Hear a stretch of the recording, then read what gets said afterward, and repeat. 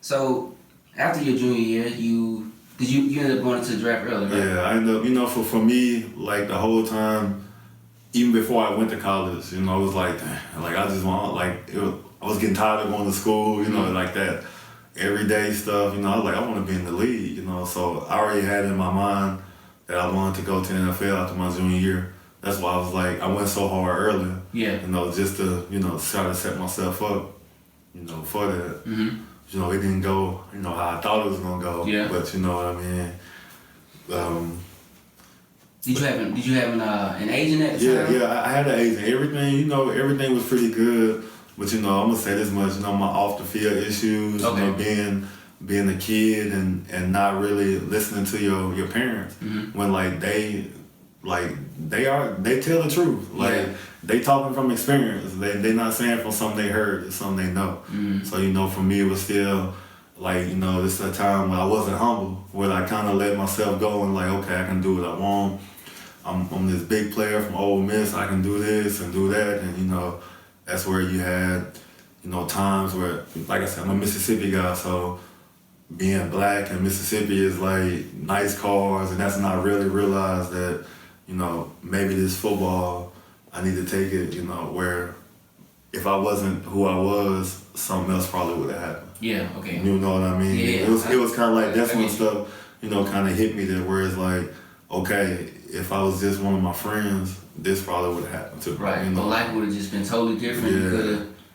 I mean, even as the outstanding football player, you could still. I know. You still black in Mississippi. You can be in the wrong place at the wrong time, and then they don't care who you are. I know. That's what I'm saying. So yeah. That's how it was. Where after I messed up being so young, and then once I made it up there, they gave me that shot. It was like, damn, maybe did I do too much when I was younger? Yeah. That I probably messed it up right now. Mm-hmm.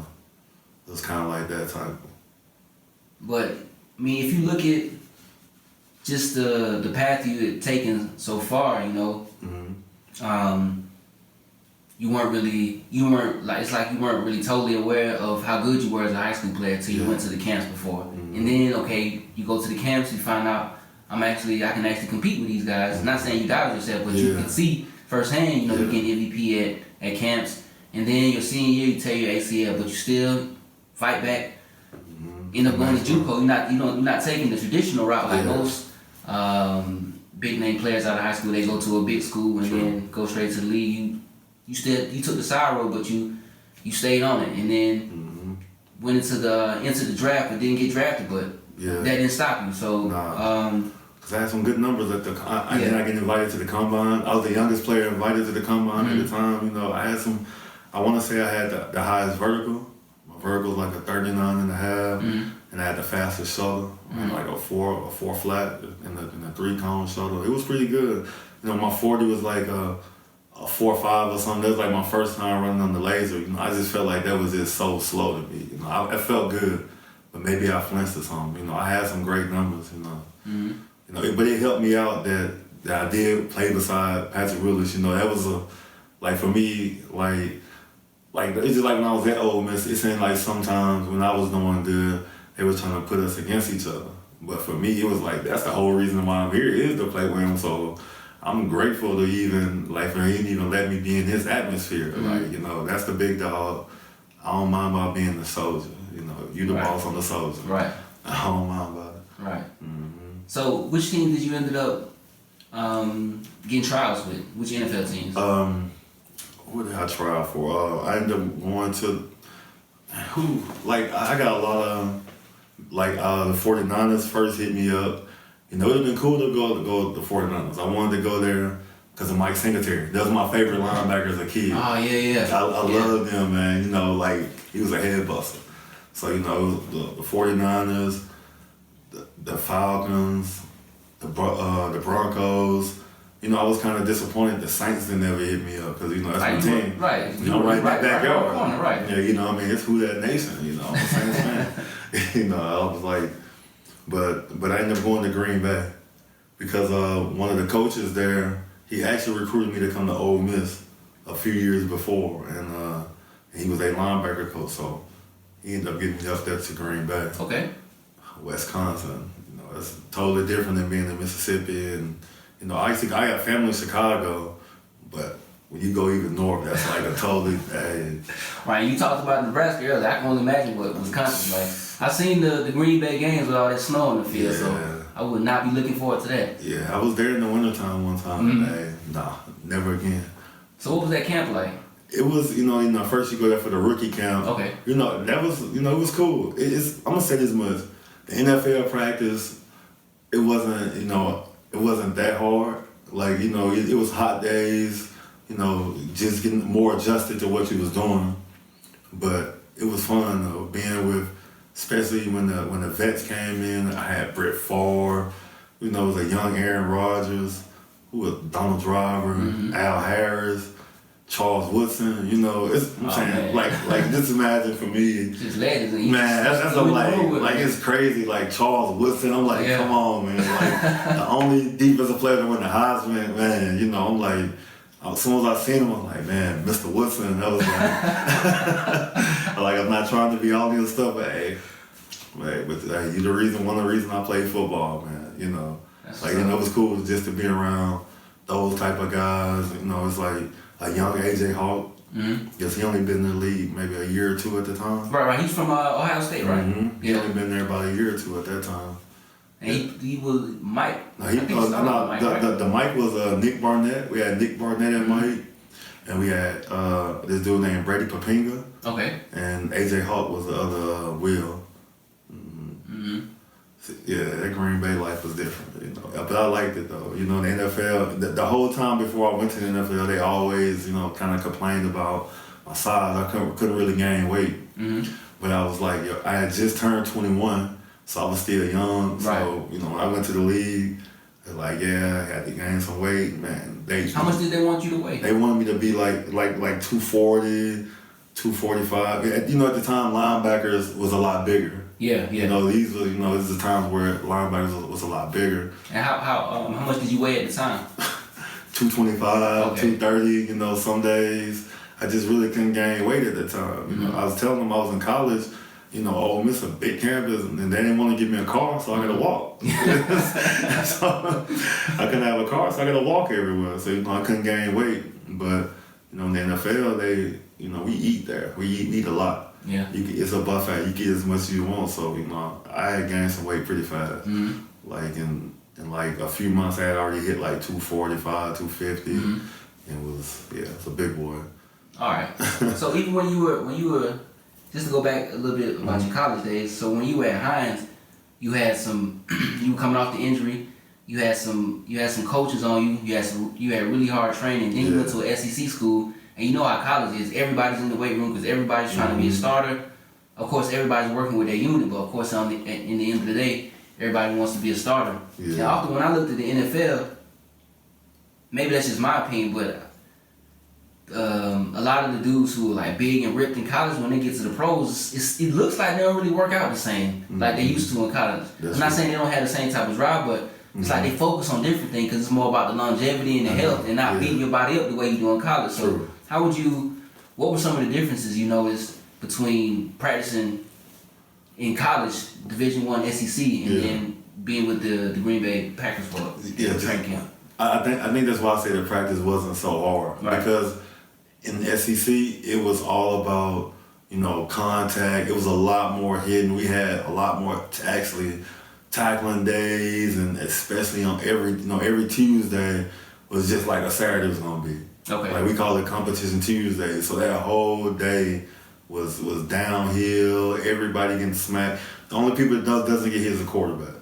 You know, everybody else open game. So you know, then we went to Green Bay. It's just like you said, more like you want to preserve the body. We'll have, I don't remember no days really hitting though. Maybe one or two times really, but it was never really open up and laid somebody out. We had to save it for game day. This is all uppers too, right? Yeah, and then it's uppers, but it's like a soft foam upper. Oh, like the so you see a lot of times the those shot pad, like shot pad. Those not shoulder pads on there. It's just the little foams. Yeah, okay. That's it. You know, that's crazy. That's something like, okay, like it's no hitting. Yeah. You know, we have maybe one day. Only time we hit maybe was doing training, doing training camp once or twice. But other than that, it's done. Okay. I like that, but it does keep you healthy. Though. Yeah, it does keep you healthy. I can imagine. All right, so then after things didn't work out in Green Bay, which other teams did you end up going to? I actually I ended up going to New York with the Giants. Like a couple weeks later, they get a call from New York, and I went there, and I was on their practice squad for a week or two. I was on their practice squad, and that was the coolest thing. I got to, like New York, them guys was a lot different. Green Bay, no offense to Green Bay guys, but they was kind of like stuck up a little bit. It's like small town feeling. But I went to New York, I had Michael Strahan, you know what I mean?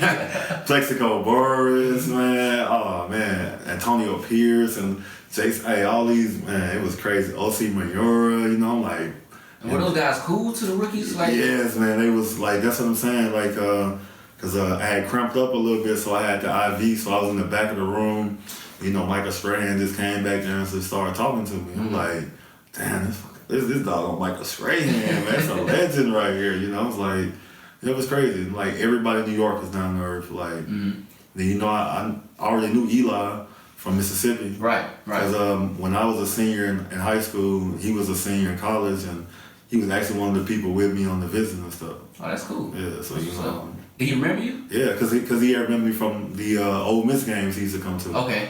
Yeah, okay. Because he used to still come to the games and stuff. So, like, wow, this. And then it was some boys from Mississippi there I actually played against in high school. Okay. There was some boys I played against, so I was like, damn, like it was cool. It was cool. And New York life was different. That's what's up. It was different. So what's NFL practice squad like? Do you guys have to? This is what I heard. That you kind of have to be players on other teams. So do you kind of have to study those guys and try to move like them? Like, how is it? No, not really. Like you still have to study your main position, but you pretty much have to run the scout reps. Okay. So I had to play fullback sometimes for Brandon Jacobs or Ahmad Bradshaw. I had to play fullback for them sometimes, And sometimes on defense, I had to play other than just Will. I had to play Mike and Sam sometimes, and defensive end just more. I had to fit in where they needed me at. Right. Right. But that was crazy. Okay. And then after the Giants? After that, pretty much, I was like a whole, maybe until I got released after a week or two, and then I didn't play anymore. I went back that spring, and so I went back that March. So they ended up calling me back to come back. Back to the Giants? Yeah, they ended up calling me back, so I went back there. And I was there until the last cut, when they cut me again, and that's when it was more like, dang, like what's next? Kind of like, I know that's probably over. So then pretty much a whole year passed, man. A whole year passed, and I get a call to come to Canada, to go to Edmonton. I'm like, okay, I'm gonna try that out. I got my passport and stuff. So that was your first time leaving the country? Yeah, my first time. Well, I left the country before when I was younger, because I had family from Detroit. So we used to go up to Canada and stuff a little bit when I was a kid. But but as I'm leaving, yeah, it was crazy, Canada, then I get there, I leave Mississippi, it's June. It had to be like 115 degrees. I get to Edmonton. I get to Canada, it's at least, man, it had to be like 30 degrees out there in the summer, I wasn't used to that. And then, then you get there, then me having been out the country, being an adult, I thought they use the same money as us. They don't even use our money. They don't even use our money and stuff. I'm like, God, man. I'm like, then the sun stayed up all day. Oh, like, I didn't know that either. Because it's so far north, it's like the sun to go, it looks like it went down at like 11:30 and it was back up at like 3. Okay, I didn't know where Edmonton is. It's like far north. Okay. It's like far north. But when I was up there, I didn't really like that football. And that was my first time playing Mike. They moved me to Mike when I went there. Yeah, that's what I want to ask you. Like, I guess it's probably a little bit more difficult to play sideline to sideline on the Canadian football field. Oh, man, that field was huge. Like, I went out there, I'm like,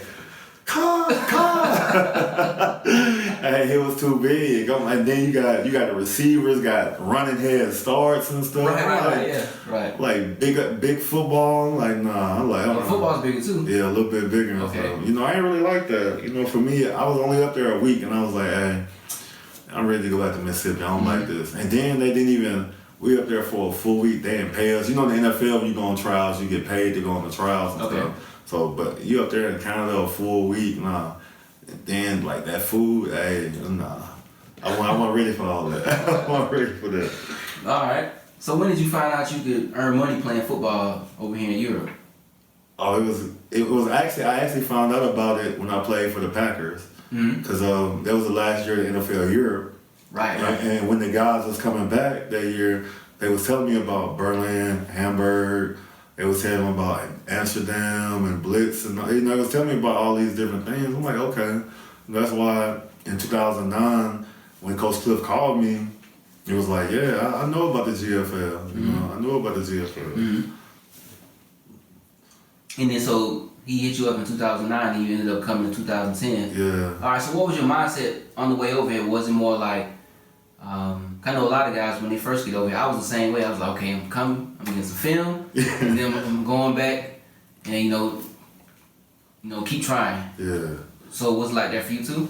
Yeah, it was like at first, for me, it was more like, okay, I feel like this is my last shot. Okay. Like that's what I felt like. Like if I don't go hard this time and do what I'm supposed to do, like I can just hang my cleats up right now. That's what it kind of felt like. Like like I'm at the last line, and I didn't want to go back home. I didn't want to go back to Vicksburg like that, and so I'm like I'm finna go hard. Right. Like some people's like, yeah, I know, I heard it a lot. Like I wanted to get film, but more I wanted to get film to show them I was catching bodies. Right. That's my thing. I wanted to go back and play, but after a while I knew.